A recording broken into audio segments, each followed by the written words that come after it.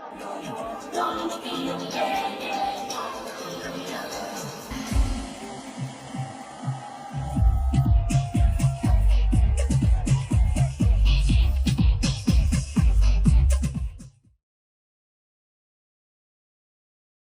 muslim dunia dihebohkan dengan video muda-mudi berpesta di tempat yang dulunya sangat dihindari oleh Nabi Muhammad SAW.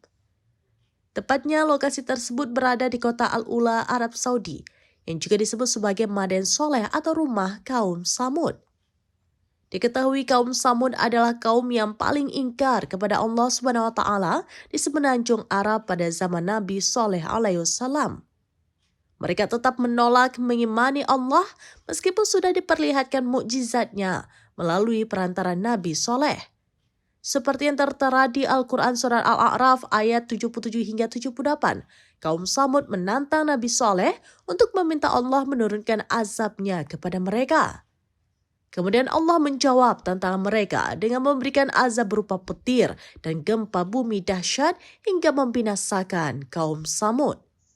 Jasad orang-orang dari kaum Samud pun terkubur di kota Al-Ula usai azab Allah diturunkan.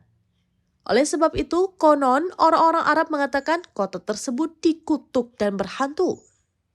Dulunya saat Rasulullah SAW akan mengikuti perang Tabuk, beliau menyerukan kepada para sahabat untuk berjalan lebih cepat ketika melewati kota Al-Ula.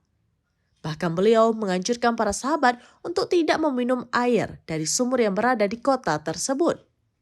Hal ini tertuang dalam hadis sahih riwayat Bukhari dan Muslim di sebuah buku Sirah Nabawiyah karya Safiyur Rahman Al-Mubarakfuri.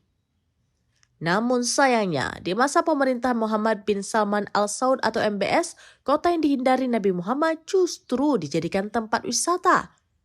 Informasi terbaru pada Kamis 24 April 2025, beredar video para wisatawan lokal maupun mancanegara melangsungkan party dengan diiringi musik DJ di kota Al-Ula.